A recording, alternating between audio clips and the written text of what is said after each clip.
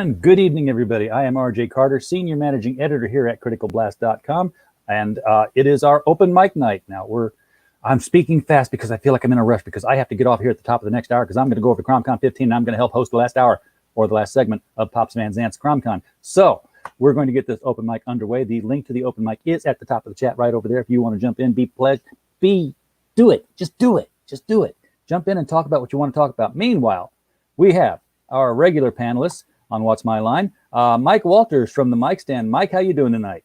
All right. How about yourself, RJ? It's been a long day of driving and unpacking again, but I'm home and I'm ready to start things up again. We got James Lee here. Jay Lee, James Lee, Jim Lee sometimes, but not for a long time now. Author of The Steins and creator of The Dark Goddess. What's up in your neck of the woods, James? Well, I got some good news. Steins 2 is off to the publisher, so that was sent off. So September's looking really good. And I have pages for The Dark Goddess to show. Oh, cool. Yes, so you get to see that. This will be the first place that they have been at. So nobody has seen these. So this is the new stuff. So here we go. So we can pull that up real quick and we'll get it going.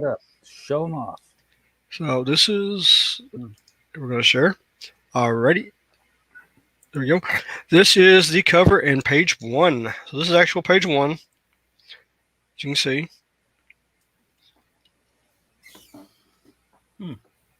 I'm not much of an artist, but when I did try to do art in, grade school, when you had to draw stuff, I loved drawing trees just because of the branching of stuff. And this is page 2 and 3.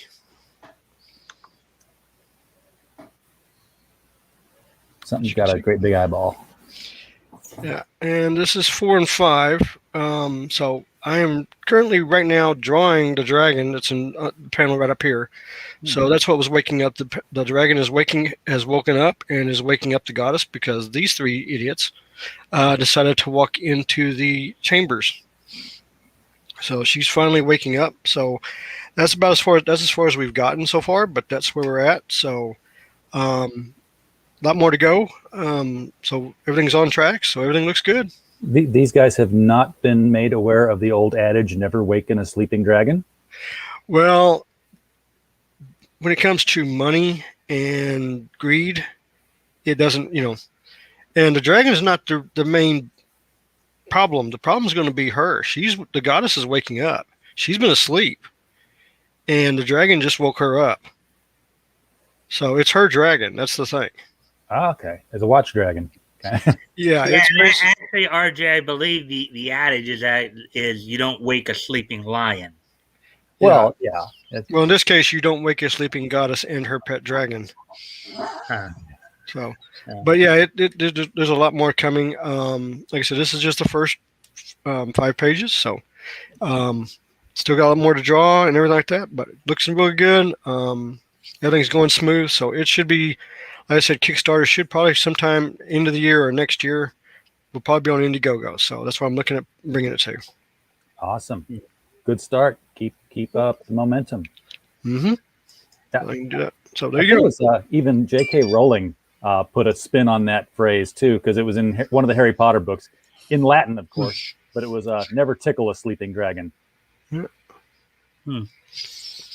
there's going to be several dragons in this story, and it's just going to get more and more in depth as it goes. Cool. Oh, so gosh, it was a quiet week in comics, wasn't it? Not.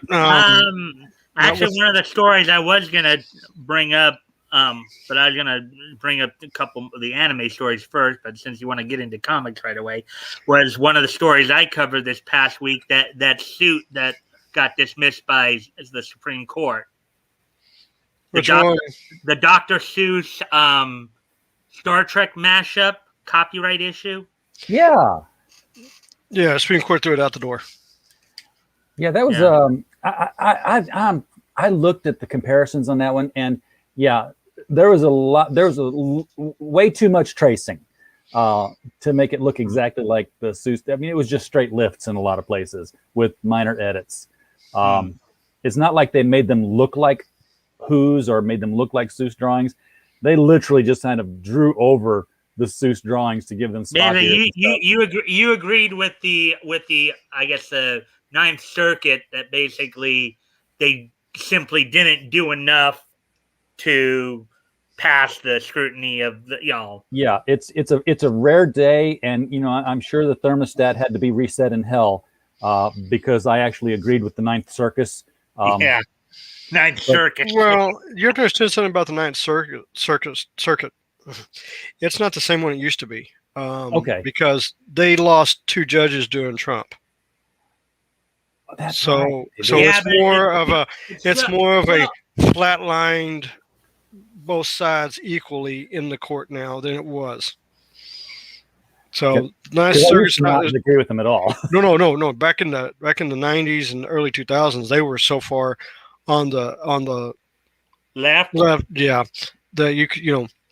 But the other 2 is the only 2 that I was keeping up with is of course Mr. Rob Liefeld, and they're bringing him back for the X Factor, Yeah. 30th anniversary, and it seems X-Force. X-Force. I'm sorry, X-Force 30th anniversary, and it seems a bunch of pro comic book people today were not happy about it. Oh, they're just bad at math. Well, that, and they were trying like that, and a lot of us defended Rob. Especially after he got. If you didn't see his video, he got up talking about good storytelling, not artwork, storytelling, and he was naming some names of great art writers back in the '80s and stuff. Yeah. Comparing them to today, and I mean, he still has that fire. He's. Yes, he does. I put it like this: if I was looking for a comic book artist and I could afford him, I'd hire him. Just because of his attitude. I mean, he's still got that same attitude he had back then. He's very energetic. Yeah. Want to say hi in the chat to Keely Chow, Robert Roberts, the Action Toys channel, Lorenzo Sleestack. Thank you all guys for popping in here. Yeah, I sent ATC a reminder about the stream. Send everybody reminders. Yeah. Well, I like earlier I liked and shared, and then of course I sent ADC and Batgoat reminders via messaging. So I did at least try to do some of that. Apparently, Mr. Yanafel thinks I'm going to start smashing my head into the computer screen or something like that. No, you do get a little close. He doesn't understand how nearsighted you are, and you have to get close to the screen to see it. I can relate. But oh, hey, Sci-Fi for Me TV is here. Jason, welcome, man. You want to pop in here? Join us, please do. Yeah, like I said, with the Steins too, it's rolling out. It's about the publisher, so it's going to come out in September. And also the Steins right now, Amazon is doing some kind of big sale on books all across the board, because all mine are the hardback, softback, and the digital are all on sale. So if you want one, go over there and pick it up. It's a good horror story. I know I've got some decent reviews. People asking when book 2. I've already got people asking when book 2 is coming out. So. I can't pick up a soda can tonight. Thank God it was empty. I was trying to move it out of my way. I'm sporting new fashion duds tonight. I've got my my Miss Meow shirt from Merc magazine. So yeah, Jamie Tyndall designed. Oh yeah, didn't you do an unboxing like last weekend for that stuff? I did, and now I'm finally wearing it. It's been through the washer once and softened it up a bit. Hey, Jack, welcome to the show, man. On the subject of Marvel and going back to Rob Liefeld, Rob Liefeld doing X-Force, Ben Reilly coming back to Spider-Man. Do you get the feeling that maybe Marvel is saying, maybe we should go back and court that 90s audience again? Well, I think on that, especially with Rob, I think they were looking at, okay, our books are not where they were, and maybe and people know people by name. His name. You may not like him. You may like him. I mean, he was always nice to me. He was always friendly to me. I like the guy personally. I like the guy. But you put that name out, and everybody knows who he is. Sure. So you bring him in for a special issue, and like I was saying, I haven't bought a Marvel comic book in 15 years. Here comes Rob. I'm gonna go buy the comic book, and I think that's what probably they were looking at, was like, hey, if we can get somebody like Rob or anybody else like that to come in for a special occasion, we may get a bump in our sales. He sold Yeah, 5 big million bump. of them the last time. Of course, Dan Slott was counting those in dog comics, I guess, because he had the. Actually, numbers. that's another story I covered this past week. So apparently Dan Slott was leaving. I think he was leaving the Spider-Man series. I believe. I don't. He was leaving at one of the series. I think it was the Spider-Man series. Yeah, he went chain blocking on a lot of people just recently. Oh yeah, Jason, welcome to the show, man. Mr. Hey, how's it Mr. going? Boss Tag is up tonight. Yeah. And if y'all haven't been, if y'all have not tuned into Sci-Fi for Me TV, put that on your browser now as a bookmark, because Jason's got a real professional setup there and a lot of great content on a regular basis. Some people don't seem to like some of our content. Well, that means you're doing it right. Well, I don't know if you saw last Wednesday I interviewed Ernie Gygax, who's Gary's son, and doing the new TSR games and stuff. And I haven't played RPGs in gobs of years, and this thing has just blown up because Ernie said some things and people took them out of context what he said, and now TSR Games is transphobic and have been banned from Gen Con, and the TSR that was running Top Secret is changing their name. Twitter has blown up over this, and we've got the Twitty at it again, huh? We've got over 7,800 views on this one video. Congratulations. Thanks, I think. But yeah, we kicked over. I hope you're monetized. Well, because we get 30, 35, 40, 50 views on a video. Now suddenly we're clocking in close to 8,000. There's almost 300 comments on this thing. It's not going away. It's crazy. Well, the thing about it is, and I learned this, as much as toxic as comic book genre is, the gaming genre is worse. Oh yeah. The gaming, I started out gaming wise, and I'm going to show you how old I am. I have the original D&Ds that you had to cut out of the magazines. I also have the D&D book that has the Cthulhu section in it. So I have, so that's how far back I go. Yeah. I've got Rifts, White Wolf, the original Star Wars second edition. I have all those books. They're sitting over on my shelf. We used to play that all the time. You go to conventions, you stay up all night in the gaming room. They had a specific room that was like a ballroom that had gaming all night. And I remember recently somebody put, women have never been accepted in gaming. I was like, you didn't go to the gaming conventions I ever went to, because most of the games that were run by the girls. The BattleTech tables were controlled by the girls because they all had the money and they had all the figures. None of us had it. We were all poor. I was like, I don't know where you got that noise, because girls have always been around. Yeah. In the gaming world. So, that was the genre I came back. Now I get online, I'm seeing this, you can't come here, you can't do that. I was like, gaming's for everybody. Everybody enjoy it, play your own games. If you buy the books, buy the books. If you don't buy the books and somebody else has the books, go over and join each other. But, this stuff on Twitter, I was like going, you guys got to be nuttier than a fruitcake. Yeah, and it's a certain number, and I talked to Neon over at Clownfish about it over the weekend, and they've done a couple of videos about it. And Neon noticed that right as TSR is launching their new website and they're announcing they're coming back and all of this stuff, then we get a couple of new articles that are really, really, really nice and polishing the shine on Wizards of the Coast, just as all of this TSR stuff breaks. And Neon's wondering if maybe this is kind of a coordinated hit on TSR to make WotC a little bit more attractive, because Hasbro might be getting ready to sell them. I don't know. Well, Wizards of the Coast have been shooting themselves in the foot for a while, and they've had bad press left and right. So if TSR coming back, they probably saw that as a red flag. We got to do something, and it might have been. I mean, I can't prove it. I'm just saying it might have been, but it sure does sound pretty, interesting.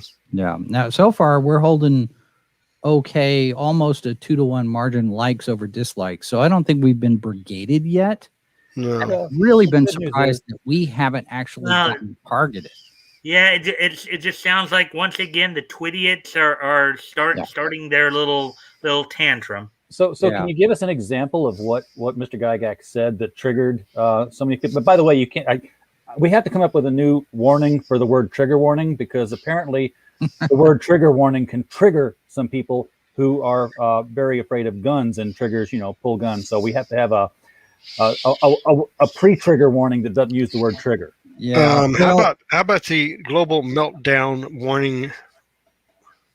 Yeah. Now, bubble wrap your fifis warning kind of thing. Yeah, there you go.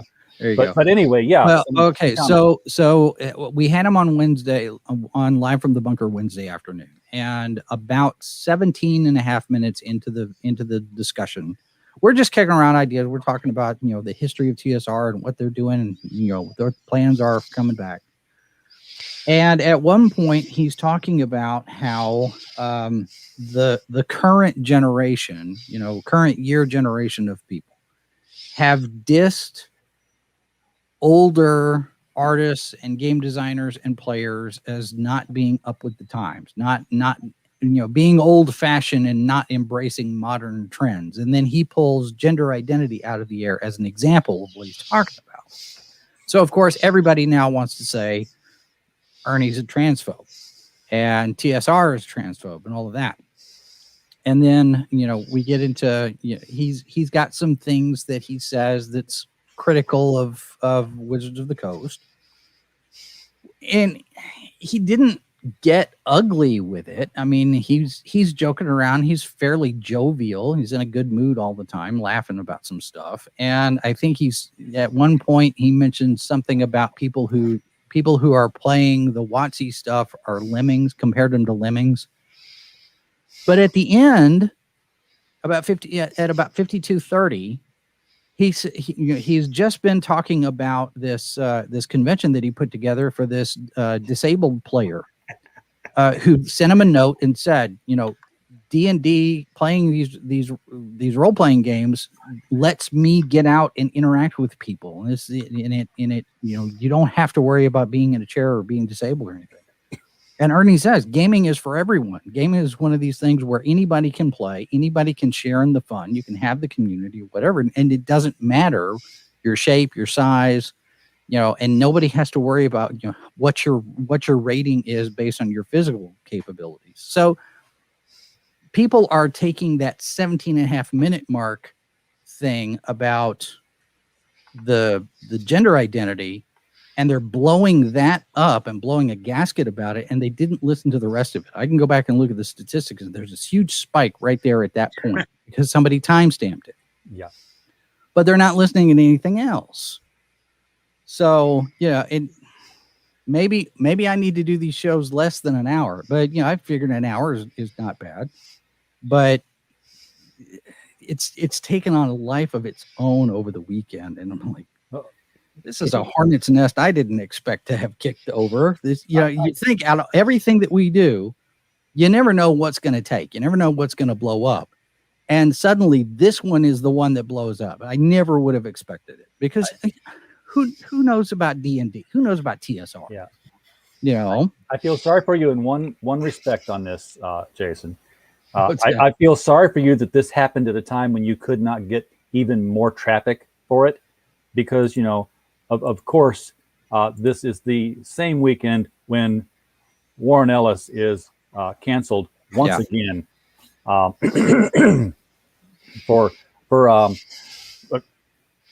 there's what in the world is that? I'm getting to that, Mike. See, there is a rule of commerce that has existed from the beginning of time. If a woman wants remuneration for sexual favors, you're obligated to pay her at the end of it. Oh, yeah. Okay, I know what's going on. Yeah. And Warren apparently was accused of not paying. He didn't pay the hose. And this, by the way, is a archive link to The Beat, because we know that Heidi McDonald has been beating the drum against Warren Ellis, sort of led the brigade until Scott Snyder and James Tynion jumped in and pretty much administered the coup de grace to Image producing this. This is an article that was on the beat by Heidi McDonald, published on August 31st, 2007, when the Warren Ellis forums closed. 2007, 14 years ago. And her comments about the girls there were completely less outraged than they were this past week. Yeah, Image, that's the one that Image sent a message out about, oh, you need to make amends with all your exes. And I was like, you got to be kidding me. Yeah, because I'll just read what old Heidi wrote, or young Heidi wrote, because it was 14 years ago. Frankly, while we admire Warren for his imagination and writing skills, his twin obsessions, TV shows, and BME goth girls posing topless were often twin distractions from the real business at hand, comics. Plus, those girls who were talking theoretical physics in one post and posing in their underwear in the next clearly haven't learned the fundamental law of human nature that when a woman is in her underwear, a man isn't going to actually hear a word she says. Hashtag victim blaming. We got that right there. Oh boy.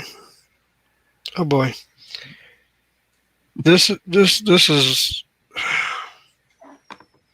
Yeah, and it was constantly competing with threads full of Ellisites posting silly pictures of themselves, such as the above. Let me scroll back for a moment, please, and show what Heidi McDonald thinks is a silly picture. Yeah, that looks pretty silly to me. I mean, that looks pretty disturbing to me. We know that this is lipstick. This would be obviously lipstick, but she's holding a box. Looks like blood to me. I'm wondering if maybe she's got some kind of, I don't know, masochistic streak to her or something like that. That's right there is just. If that's like fatal attraction type stuff. That's just this is like, okay, you got scorned, now you want vengeance, you want revenge, you want to destroy this guy. This is like every woman who slept with Gene Simmons who's not a rock star today, if they were to come out and form a class action lawsuit, same thing.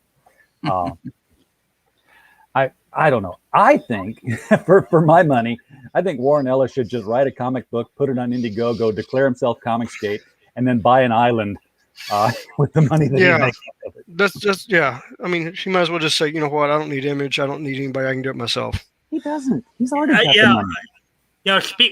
Speaking of Image Comics, kind of going to something I was talking to you about last week after the show.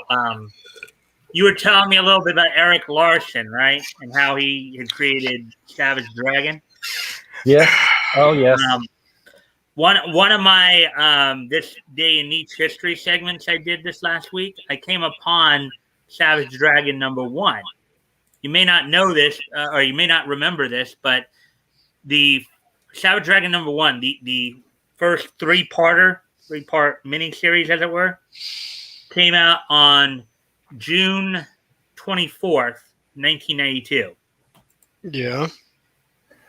I have them. What about them?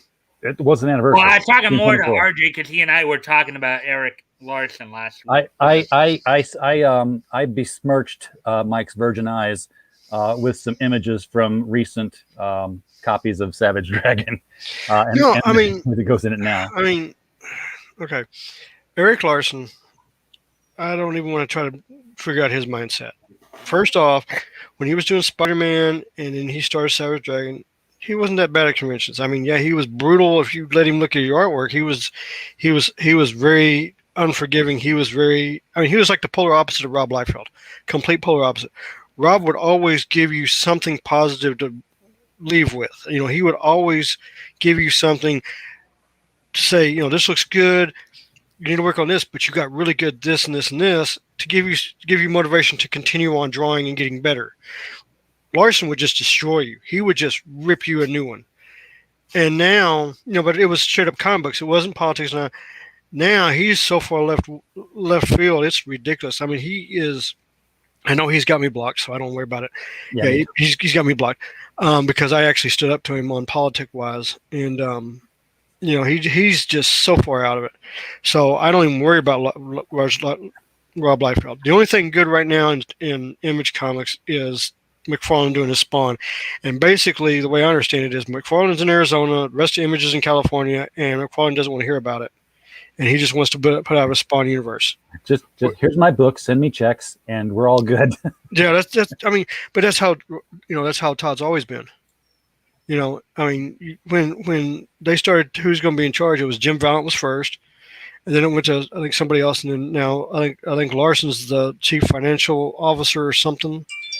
So it's that's the way things are going, and I don't know what Mark's doing, but I mean Todd just really he's doing his Spawn thing. Spawn Universe came out, and it's sold.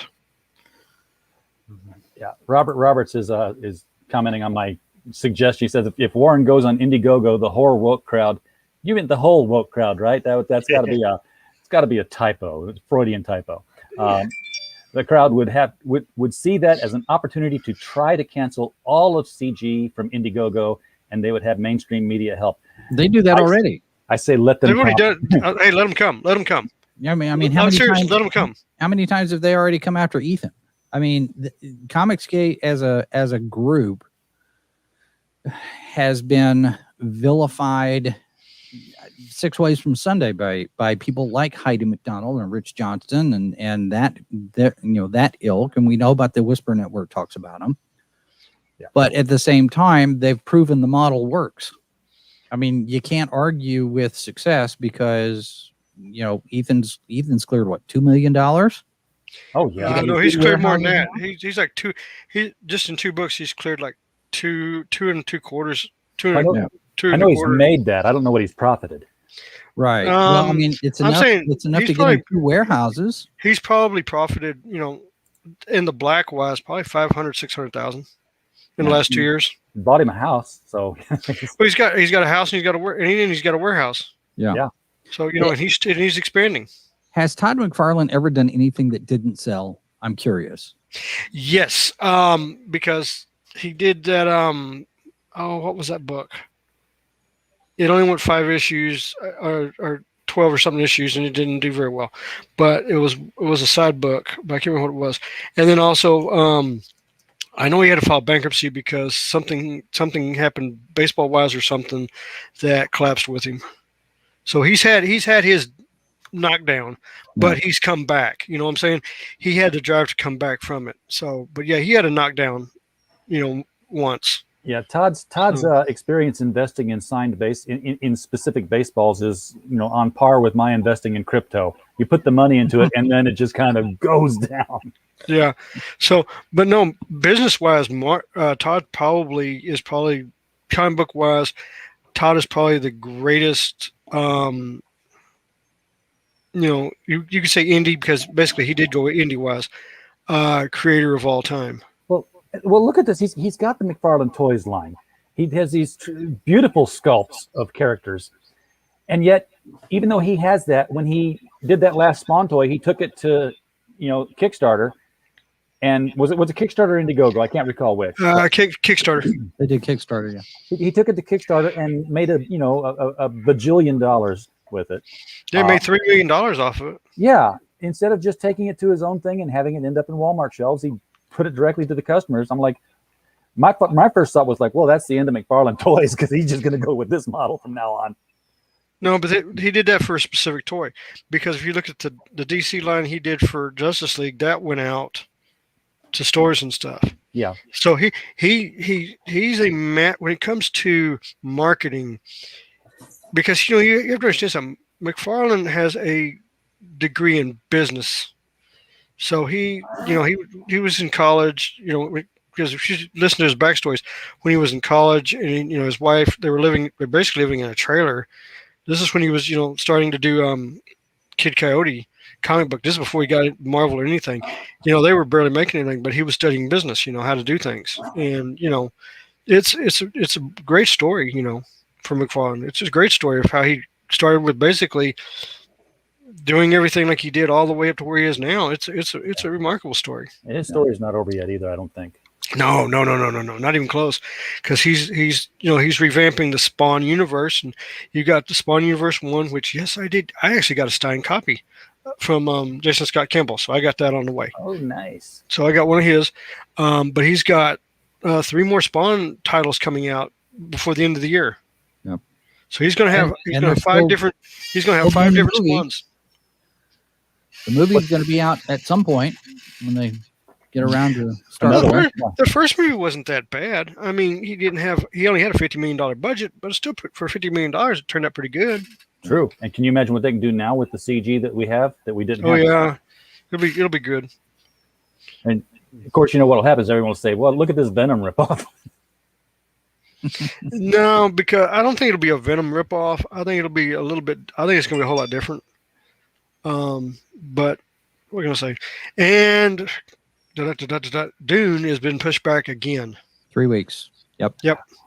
And I don't know if that's a good thing or a bad thing, but I will say this: it was a smart thing because they had originally going to drop it on the same weekend as James Bond, and that would have killed Dune. That would have buried it. Dune is one of these cursed movies. Well, like they can't ever get it right. The thing about Dune, and I'll explain about Dune. First off, the books ain't that bad.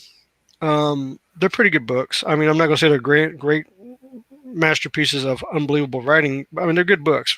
From when they were written, they were really good books because they were written before I was born. But the problem with Dune is it's always been looked at a European item. It's always been pushed as a European film. European this, European that. It never has had the traction like Star Wars or anything. Even in '84 when it came out, it was a European film, and every critic panned it. And the '84 film wasn't that bad if you read the books. It was actually pretty good. And then when Sci-Fi got it, Sci-Fi Channel, with the money they had, did a spectacular story. It's a spectacular. I would recommend watching both miniseries. Dune and the Children of Dune. They did both of them. First one was better than Children of Dune, but yeah, they were both really good productions. Really good. And this one, what I'm hearing, it's good. They've done some race sex swap on one character, which I don't think is going to be that big of a deal. But it's supposedly they broke it in half. They broke the book in half, so it's going to end either when they first get to the Fremen in the sands, or when Jessica takes the water of life. That's where the book, because there's been 2 different versions of endings that they were doing at test screens, and one was when they meet the Fremen after Leto dies and all that, or when Jessica takes the water of life. That's when the movie's going to end. I'll tell you what. And then you got to come back next year for part 2. Dune fans are hardcore. Especially, I mean, the original, Puritan Dune fans. Oh, very hardcore. Because they give Brian and Kevin the hardest time about the add-on books that they've been carrying on. Yeah. Now I will say this: if you really pay attention to the story of Dune, you'll be surprised at how much stuff George Lucas stole from Dune for Star Wars. Yeah, I would not be surprised. The whole. No, I can go through it real. I can go through it and just say, okay, here's how they did it. Here's how they did it. Here's how they did it. Remember, Children of Dune, the twins, the chosen one, Vader, twins, chosen one. Same, you can go look at Dune, you can look at Star Wars. Same thing. The worm emperor of Dune that lived 3,000 years, Jabba the Hutt, same concept. You can sit there. The Witches of Dathomir, the Bene Gesserit. Same concepts over and over and over. Well, I can go. Are we looking at Lucas stealing from Dune, or I don't think he stole from Dune. They're archetypes. I think he was, because when he said he was, when he was younger reading things, he took stuff from the Emperor of China when he was trying to take over the world. All the Chinese and the Shaolin monks. That's where he got his idea for the Jedi. But I think he took ideas from places and used them as archetypes for what he was doing. Mm-hmm. I don't think he did it on purpose. I think he did, like certain things, like even with my Steins, of course, Dracula, Frankenstein, werewolves, all that stuff. You get a sense of characters, ideas from other characters, but you try to make them as your own and how you want to do them unique. That way they don't stick out the same. But you know what I'm saying? It's you can go through like Dungeons and Dragons. Dungeons and Dragons got their stuff from fairy tales. Same thing with Tolkien, everything like that. The dragons, the elves, you can go back to the 12th century and all like that. That's the orcs, goblins, all that stuff. Yeah. It was Dungeons and Dragons, TSR didn't create. That's why Drow is not copyrighted. Drow is free to use because it's been going back all the way to the 1200s. Just like with Disney now, we're going to copyright Loki. They can copyright. Good luck. No. Hold on. Let me explain something. You can copyright the Loki that they have, which is the logo, the character design, but the actual Loki you can't. There's a difference between what you can do. It's just like Thor. Marvel's Thor is changed compared to the original Thor by what reasons? The Thor that's in Marvel. He's big. He carries a big hammer. He's blonde-haired, blue-eyed. He's clean shaven and like that. What is Thor in mythology? Long red hair, red beard, blue eyes, powerful. Wears different type of armor, does different things. It's a different. They changed it up enough so they can have their version of Thor. Yeah. They can copyright their version of Thor, but they got to leave Thor alone because it's a original character. It's a god. So somebody had posted somewhere, and I can't remember. I saw a screen grab of it. Some guy got copyright striked by Marvel because he looks like Tom Hiddleston. And what? I kid you not. He says, I just got a copyright strike on my face. He's posted a couple of photographs. He's got black hair that's down to his shoulders. And he looks like a young Tom Hiddleston. And these two photographs, you would think, well, maybe he's doing kind of a Loki cosplay or something, but he's not in any kind of a costume. He's just a guy. And he got a copyright strike for looking like Tom Hiddleston's Loki. So they've never copyright striked a cosplayer for trying to look like somebody. But we've slid off into the twilight. Oh, here's the real bang, because a lot of people don't know this. Toho Productions and some of the anime companies like Bandai have gone to the Japanese government and are filing a motion against cosplayers who are doing cosplay for money, saying that if they are, hold on, argument to be made there. Oh, there's a big argument to be made there. Yeah. They're saying that they do not have authorization to do it. They do not own the characters to do it. We do. And unless they're going to pay us royalties for doing it, they can't do it. I had a feeling. So are you talking about then, would they be going after like American cosplayers? Yes.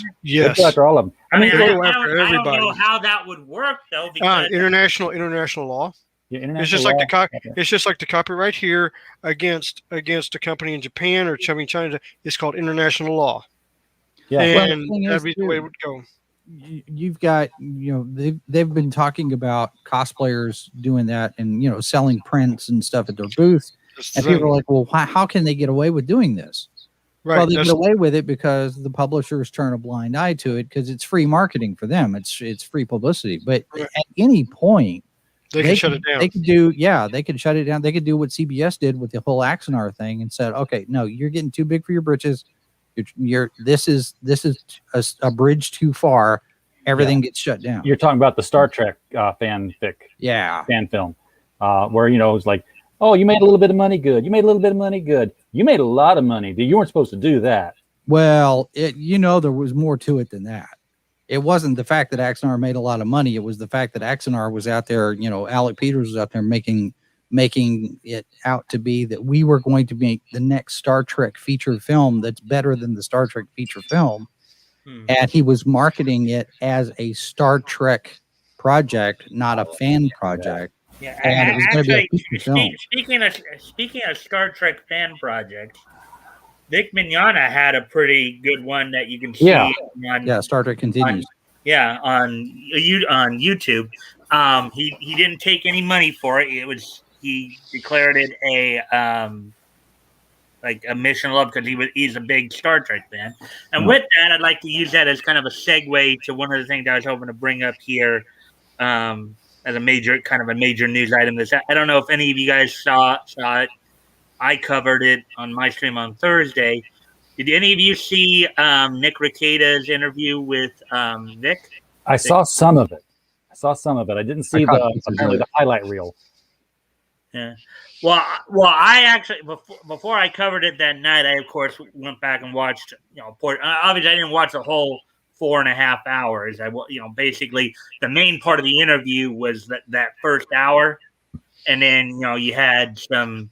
And I of course super chatted as well. I super chatted a question because one of the things I'd asked him, and I crafted my super chat question very specifically, where I asked him, without specifics, aside from those who are directly involved in the case and his most vocal detractors, I asked him how his relationships with the VAs, based in Dallas, Houston, and LA were. And he had a pretty interesting, like a lot of, basically he said a lot of them approached him privately and were privately supporting him. But because of the circumstances, they couldn't come out and do it publicly, or else they would have been attacked, which is kind of what I'd always known all along. And one of the other things I picked up during the interview too is if anybody thought that for Vic this was about money, I think he really put that to bed, because he shared something as part of the mediation, because they were all sent to mediation to try to settle it without the judge settling it, right? Right. And he shared some of the details of that. So his final offer in the mediation was all he simply wanted them to. There was no money involved. All he wanted them was to take down the initial tweet that he felt was defamatory, and for them not to interfere with him trying to seek work elsewhere. And they refused. So if any, Monica and Funimation's lawyers, they keep saying, well, no, this is all about money. This is all about money. Or this is all about shutting them up. No, that's not the case. It was more, he just simply wanted them to take down the tweet and not interfere with his with his, like, whether it be the convention, ability to make a living. Yeah. That's basically what he wanted. And what that told me, that the small cadre of people, and that's what I believe it really is. It's not the entirety of Funimation's after him. It's not like all of the Dallas VAs or all the LA VAs. I know there are a lot of them out there who are very hard left leaning, and they're against Vic because Vic happens to support Trump. Okay, he voted for Trump, so it's like, being that you might consider him a conservative Christian, that's why they're trying to get him. The whole point of what they were trying to do is they wanted him out of the industry altogether. Yeah. They don't like the fact that he's as popular as. It's the same thing that they're doing with Warren Ellis right now, flavor of the day kind of thing. Comics and voice actors, they each have this, this small, not really a whisper network at this point, because they're screaming rather loudly and in pain the whole time. But yeah, it's their job to go out and ruin a person's life. Frequently, too frequently, they win.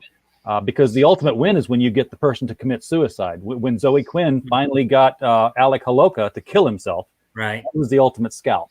Allegedly. Yeah, Allegedly. And that theory was thrown out about Vic too. A lot of people were saying that that's what they were trying to get Vic to do too, is to commit suicide. Yeah. They're trying to. It's a very old strategy, unfortunately, and it is right from the book of Saul Alinsky. It's divide and conquer. It's like you can get a person separated from their support system. In Vic's case, it's his fans. Then you could bury him. It's like, and that's what they want to do. And the thing is, and one of the other points that Vic brought up in the interview too was that, at least privately, Chris Sabat, who was one of the people who was spearheading this thing against Vic, Sabat actually told him, every voice actor owes you a debt of gratitude for starting the idea of the autograph signing, getting the money for the autograph signing. Originally when voice actors go to conventions, they'd get a flat fee. They'd be given like a table on the corner somewhere, and then they would be given a flat fee for their appearance. Yeah. But Dick was one of the first ones to start the idea of, well, let me see if I can, I'll sign stuff. I'll sign a picture. I'll sign, a shirt, whatever, let me see, how this works out. And now it's a common practice that they have a lot of those monetary signings. Yeah, so, they'll bring their own headshot, so they're pretty much just selling the headshot and throwing the autograph in for free. So they're selling a physical product. James, we got a comment that says you have 4 shelves of really cool looking wrestling belts and 1 shelf of a catastrophe. I have 6 shelves of cool bucks. Thanks. Hold on. I'm going to see if I can do this. Just give me a second. I'll give you a full screen if you want to bring those things out. Well, yeah, just go give me a full screen for a second. I'm gonna go up because this is what you don't see behind me. So there's actually more. So and then all those are autographed up there. So when it comes to wrestling, if you want to know what the titles are, the top one is the NWA United States Heavyweight Championship. The big gold, the IW, and the one beside the big gold is the IWGP Heavyweight Championship. Then I have the NWA Heavyweight Championship, the World Class Wrestling Championship. I have the NXT title, and then if I can get my camera to do what I want to do. Let's see if I can get my camera. And then the last one is the NWA Tag Team title belt. So which is that one out over there. Yeah, and you won all these, right? No. My guess is that they're replicas. Yeah, they're replicas. Did you get them through Reggie Parks? Did you get them? No, I did not. The actual IWGP I got from New Japan Pro Wrestling, so that's actual official. But the NWA title, the small one, is autographed by Ric Flair, Tim Storm, Jax Dane, Rob Conway, the Great Muta. So that one's signed. The WCCW title, World Class, is actually signed by Iceman King Parsons and Kevin Von Erich. And then the tag team title, which is a blue belt, is signed by Lance Hoyt, Dave Boy Smith Jr., Killer Tim Brooks. And I also have both Ricky Morton and Robert Gibson and Bobby Eaton and Stan Lane autographed. The Expresses, the Rock and Roll Express and the Midnight Express, respectively. So those are all autographed by them. That's a name I've not heard in a very long time, Kevin Von Erich. I talk to him pretty regularly. The last surviving member of the Von Erich family. Well, his sons wrestle now. And they're really good. But no, I'll explain. When I was a kid, this is going back in the 70s, my father was the pastor for the Funk Brothers up in Amarillo. So I saw all the wrestlers back then. I mean, on a weekly basis. I got to meet them, everything like that, because they're all in church. And then the 80s came, and Von Erichs, coming here to Dallas and stuff. I had relatives in Houston, so we get to meet everybody and see everybody. So I mean, I actually got to personally meet them and everything like that. Then in 2002, I met up with the then NWA president over the NWA, and that's when I started working with him. And from 2015, 2013 to 2016, I was the chaperone for the NWA World Champion. So I would go back and forth to Japan. But I was also doing T-shirt designs. I did T-shirt designs for Chase Owens, the Bullet Club. I did T-shirts for Tenzin, Kojima.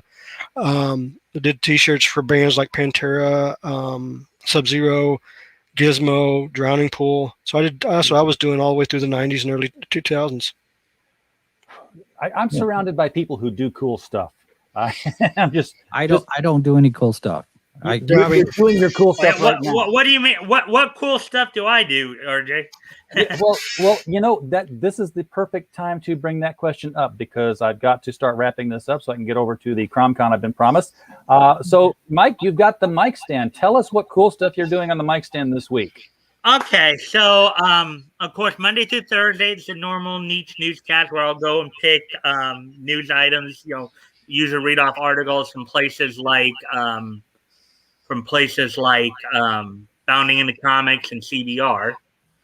And then on Friday, as I've been doing every Friday for the last few months, I go through I do kind of a historical comic retrospect. This Friday, we're going to be starting December of 1937 of our cover. We just finished November 1937 with Tip Top Comics number 20 I covered the other day. So starting this Friday, and for the next 3 Fridays, we'll be covering December of 1937. This week we'll be, going back to DC, doing the, usual cast. Yeah, and we are getting very so. I'll try to make this quick, and I know you said you got to go. The next few Fridays, I've got planned up through, by the end of August, I'll have already been up through March of 1938. So we are getting pretty close to, Action Comics number 1, which came out in May of 38.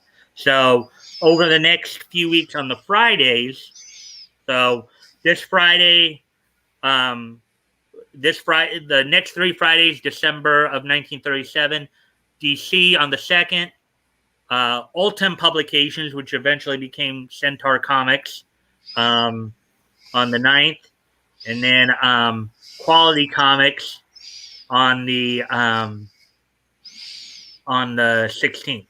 All right. So everybody tune into the mic stand. That is the MIKE stand on YouTube. And subscribe in there. Get some niche news in your life, and go back and revisit the Golden Age so you have a better appreciation of some of the stuff that you're reading today, or maybe a better appreciation of what came before the stuff you're reading today. James, I know what you're wanting to talk about here. Yeah, real quick, don't forget the Steins on Amazon. All formats are on sale right now. That means hardback, softback, and paperback are on sale.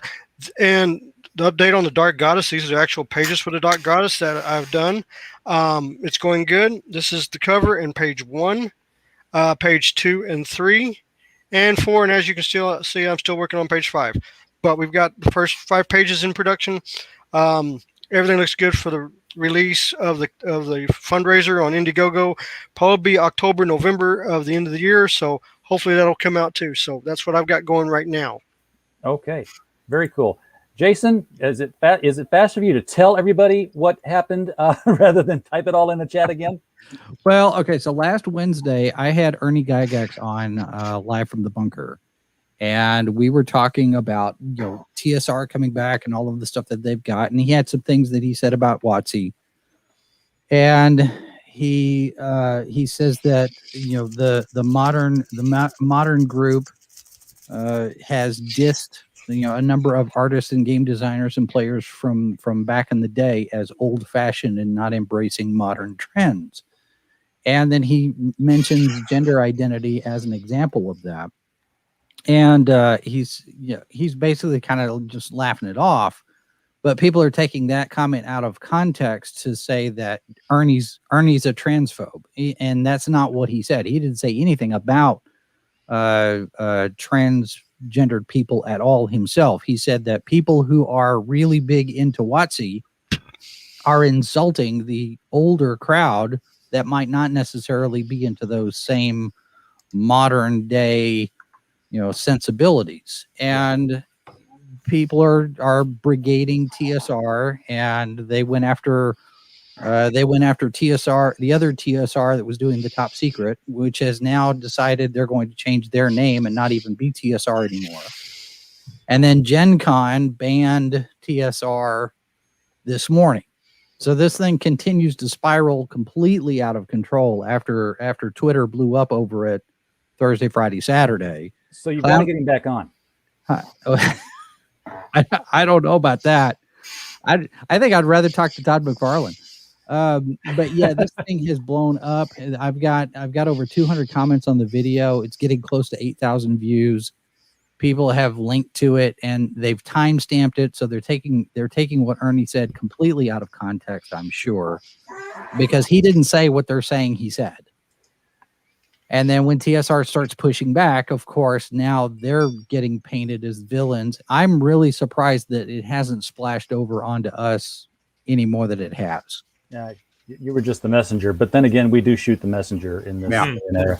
So well, and I've told people here, I said, it's only a matter of time before somebody puts a target on our backs and decides what side we're on, even if we don't pick a side. So, it's bound to happen. I was just really surprised that this is the video that blows up for it. Yeah. So what do you have coming up this week on Sci-Fi for Me TV? Well, we've got a regular broadcast week. We've got four days of Live from the Bunker at 1 p.m. Eastern. We've got H2O podcast Monday night at 9 p.m. Eastern. I don't think this is a star. No, we don't have Salacious Crumbs this week. We've got a Ranker Pit Thursday night. And then on Saturday, we've got Good Morning Multiverse with all the news headlines for the week. And TARDIS Sauce Saturday afternoon, which is our Doctor Who show. Tons of shows on Sci-Fi for Me TV, so make sure you subscribe to that. And Drunk 3PO owes you a commission check.